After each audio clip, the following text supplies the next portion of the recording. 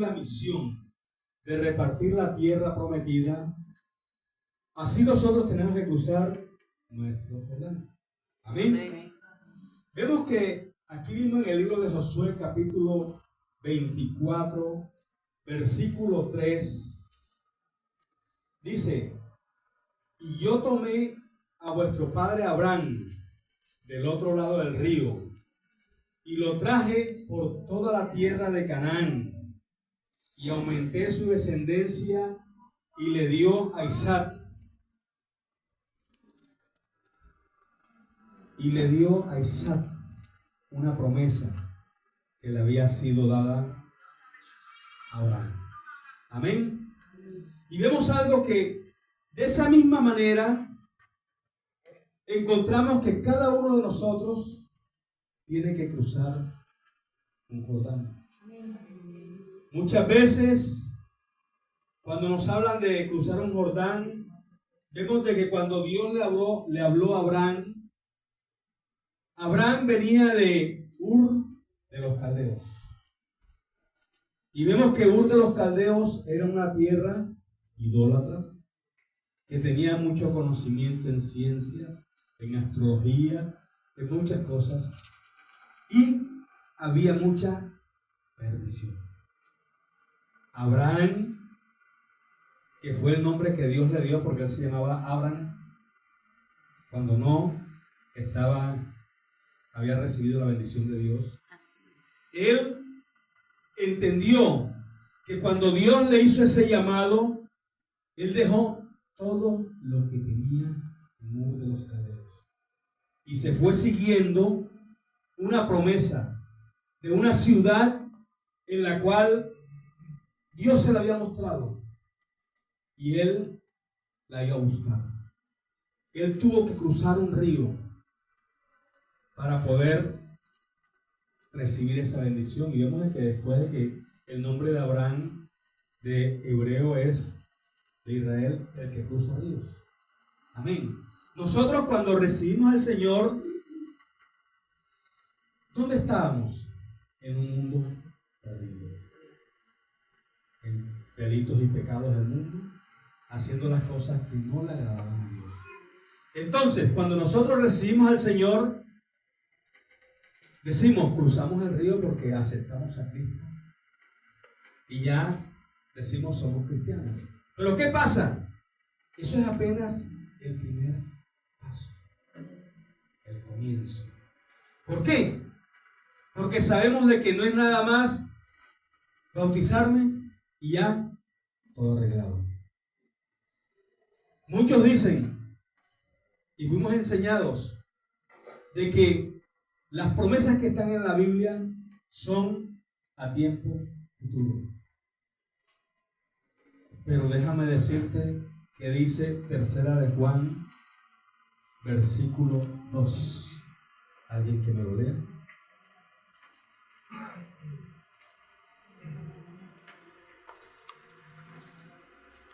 Tercera de Juan, versículo 2.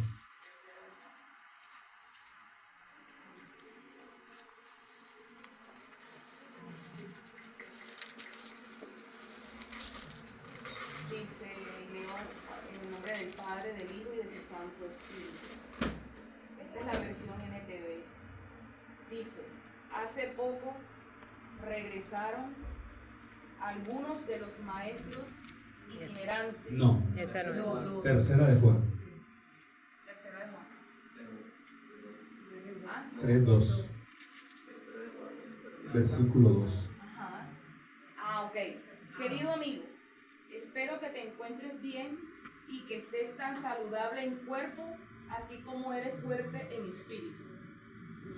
En la versión que nosotros tenemos, Es esta que tengo aquí. Amado, yo estoy prosperado en todas las cosas y que tengas salud, así como prospera tu alma.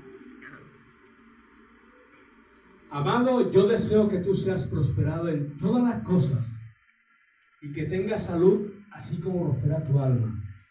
¿Qué nos enseña este texto? Que es un presente. No que recibimos al Señor, somos sellados y el día que partamos a la presencia del Señor y vamos a recibir todo. No. Mira lo que dice el texto. Yo deseo que seas prosperado en todas las cosas, así como prospera tu alma. ¿Qué pasó con este pueblo cuando salió del desierto? Cuando salió del desierto, también nos enseñaban que el desierto es haciendo una similitud a las pruebas, a las dificultades. Pero vemos algo, que este pueblo tenía 40 días para llegar a la tierra prometida. Y a raíz de esa mentalidad que ellos traían de esclavitud de Egipto, esos 40 días se les convirtieron en 40 años. Pero una pregunta que me llegó a la mente cuando estaba meditando en el mensaje de hoy, era que si la prueba es dificultad, si la prueba, como nos había enseñado, es pasar necesidad, dificultades, problemas, mejor dicho, lo peor. ¿Por qué cuando el pueblo de Israel estuvo en el desierto, dice la palabra de que su vestido no se desgastó, su calzado no envejeció, y todos los días comían maná primero, después codornices y después carne? Entonces, lo que traíamos en la mente era algo fuera de contexto con lo que la palabra verdaderamente enseña. ¿Por qué? Porque la palabra me enseña de que nosotros, vamos al libro de Proverbios, capítulo 4, versículo 18. 4:18. El camino de los justos es como la primera luz del amanecer, que brilla cada vez más hasta que el día alcanza todo su esplendor. El camino del justo es recto. Entonces, tenemos que tener una manera de pensar totalmente diferente. El pueblo de Israel pasó todo lo que pasó, primero por desobediencia, por no creerle a Dios. Y segundo, porque traía una mentalidad de esclavo. Esa mentalidad de esclavo era la que les decía, allá en Israel teníamos todo. Pero ¿qué pasa? ¿Qué tenían que hacer en Israel para poder tener esos beneficios? En Egipto, ¿qué tenían que hacer? Trabajar. Pero acá en el desierto, donde Dios estaba probando su corazón, se quejaban, no trabajaban, no hacían nada. Comida gratis. Y comida gratis. ¿Pero por qué? Porque traían una mente de esclavo. Segunda de Corintios, capítulo 5, versículo 17. Yo creo que nadie se conoce el texto. De modo que si alguno está en Cristo, nueva criatura es. Las cosas nuevas, viejas pasaron. Yo pensé que estaban. Y aquí todas son hechas nuevas. Quiere decir que el día que tú recibiste al Señor, tenías que cambiar tu mentalidad, cambiar el chip de esclavo a libre. Pero seguimos con el mismo chip, pensando que antes, igual que el pueblo de Israel, antes todo era un antes. Así como en el libro de Proverbios dice que la aurora hasta que sea completo el día. En Juan 3:30, Juan 3:30,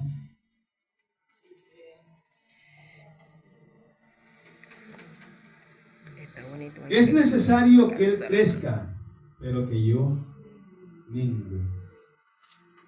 ¿A qué se refiere este texto aquí? Es necesario que Él crezca, pero que yo mengue. Y si comparamos ese texto con Gálatas 2:20, vamos a encontrar de qué está hablando. Gálatas 2:20.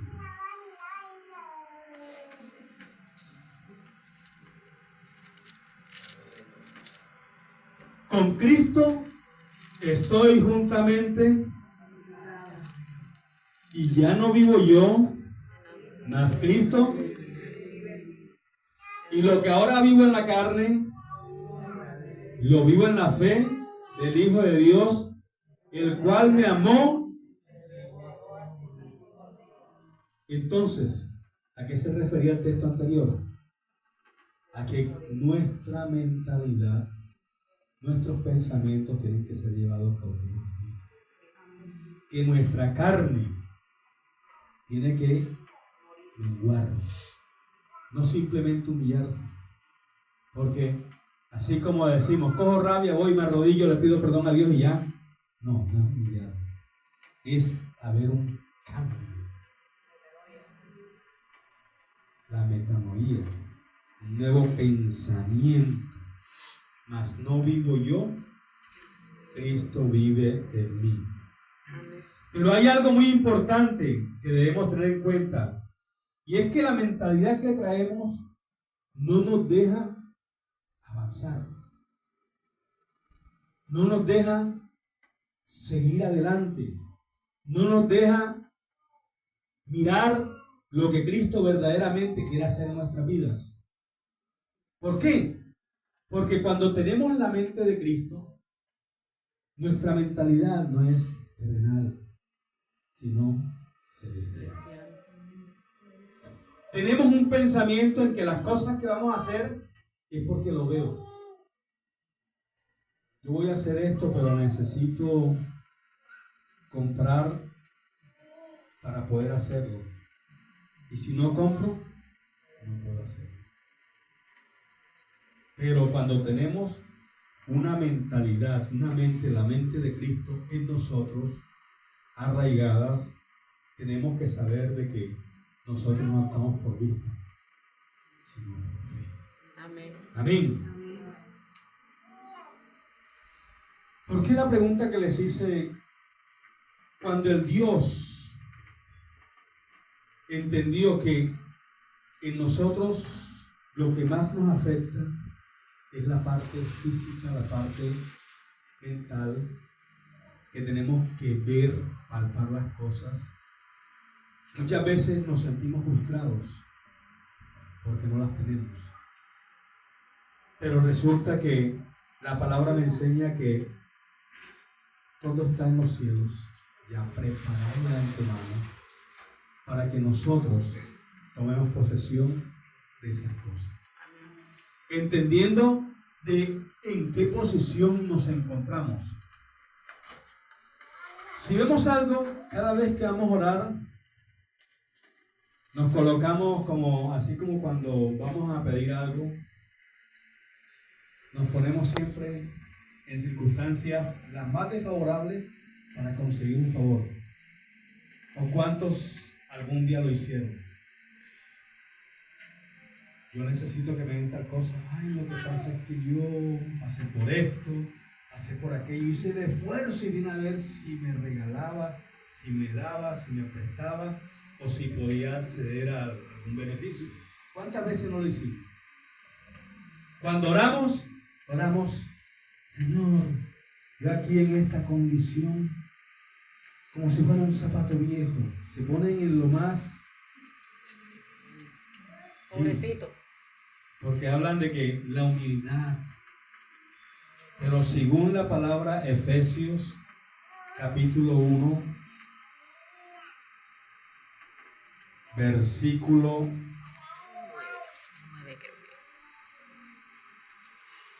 4 dice, según nos escogió en Él antes de la fundación del mundo, para que fuésemos santos y sin mancha delante de Él. Y en el 2,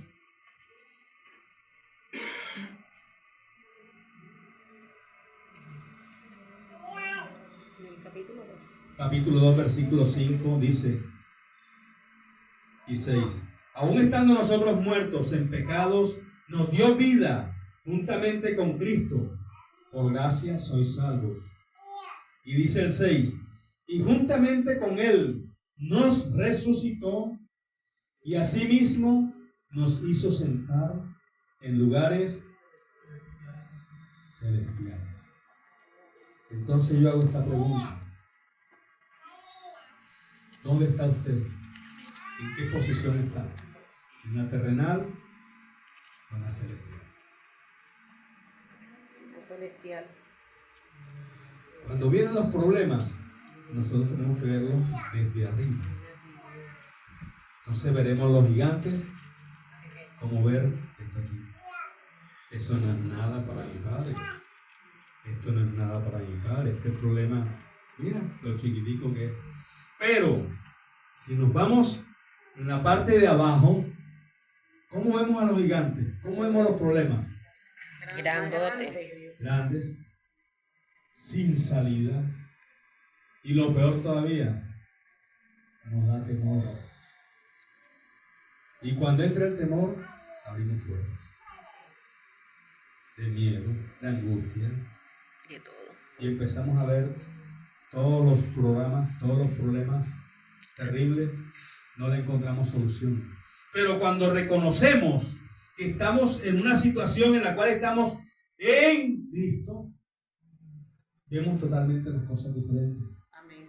Es como cuando ustedes recuerdan cuando éramos pequeños, porque todos fuimos pequeños, y alguien se metía con nosotros, pero estábamos con el hermano más grande, estábamos con papá, nosotros éramos los chachitos. Pero cuando estábamos solos, cuando usted está en Cristo, usted dice la palabra que con Cristo somos más que vencedores. Amén. Que no hay gigante que se pare delante de usted, porque el que pelea con usted es el poderoso gigante. Jehová de los ejércitos. Él es nuestro escudo.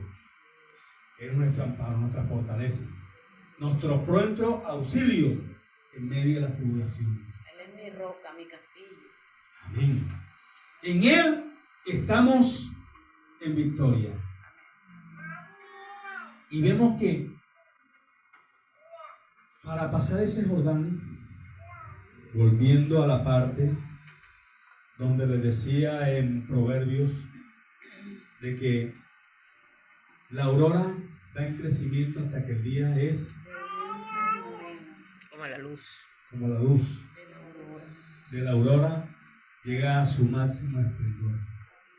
Nosotros estamos en un proceso en el cual no habíamos entendido de que tenemos que seguir adelante. El pueblo de Israel, cuando cruzó el Jordán, él tenía que tomar posesión, despojar a los habitantes de la tierra para poder poseerla. Dice ahí de que casas que no construiste vas a habitar. Sembrados que no sembraste vas a recibir el fruto. ¿Y qué pasó? Que hubieron unos que tuvieron temor y dijeron, podemos convivir con ellos sin ningún problema. ¿Y qué pasó con esos pueblos? Con esos líderes que no pelearon para despojar lo que Dios le había entregado a ellos. Fueron los que tuvieron problemas con todas las doctrinas que chocaban contra ellos, con todas las enseñanzas que iban en contra de lo que Dios les había dicho. Échalos fuera y no te hagas nada de lo que ellos hacen y lo lleves a tu vida. Y así sucede muchas veces con nosotros.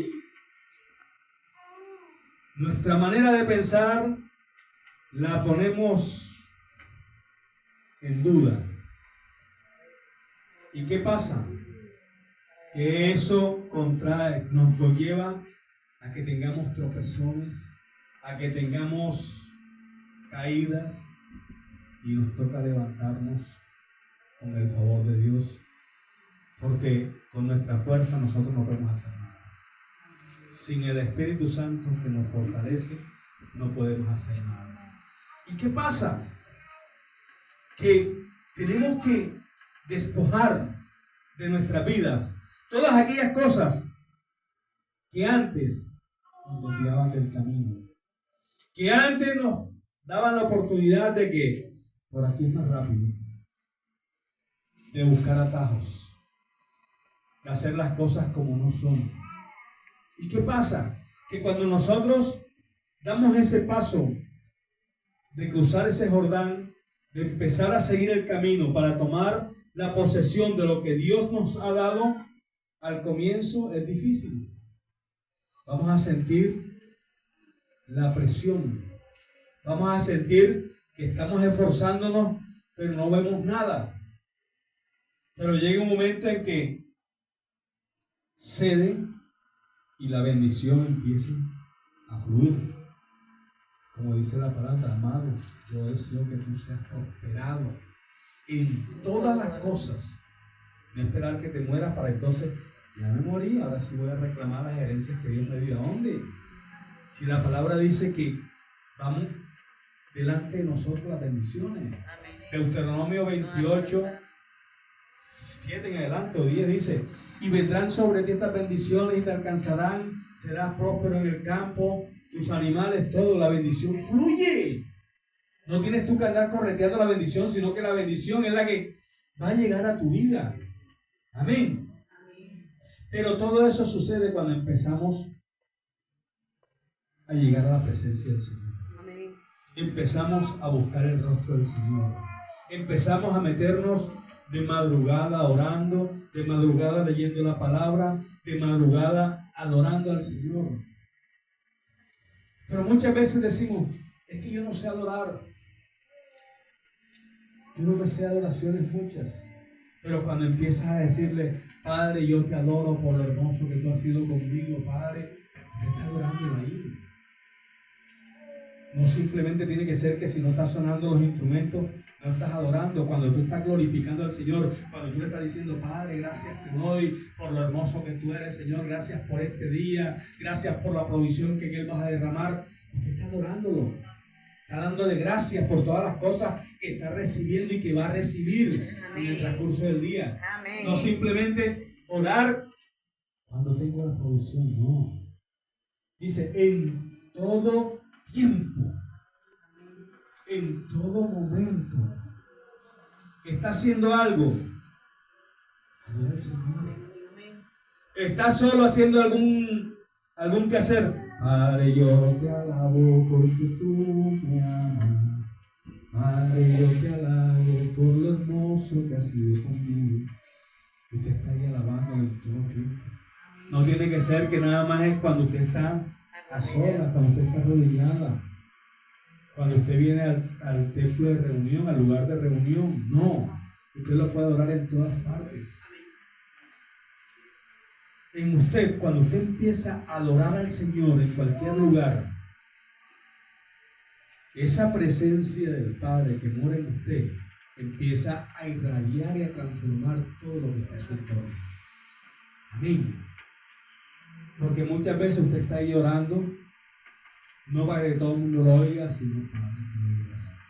Alguna persona atrás, si está esperando un turno, siente la necesidad porque dice: estoy sintiendo algo, y empieza a buscar para él. Yo estoy sintiendo algo, yo estoy viendo algo. Siento una presencia aquí. Siento la presencia de Dios. Algo está sucediendo, alguien está por aquí orando de oro, y empieza a buscar y: hermano, ¿qué está orando, hermano? Hermana, ore por esta situación que tengo yo. Y usted en ese momento, esa luz, como dice la palabra, no se coloca debajo de la luz, sino encima, para que alumbre a todo el que está a su lado. Y Dios hace la obra. ¿Por qué? Porque esa lámpara que está encendida, esa luz que Cristo encendió en su vida, hace la obra. Amén. Y vemos que en la medida en que nosotros empezamos a buscar del Señor, en la medida en que nosotros le damos más de nosotros mismos, nuestra carne va menguando.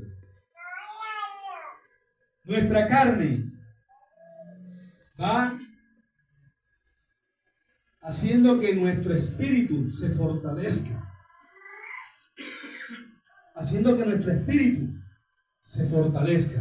Amén.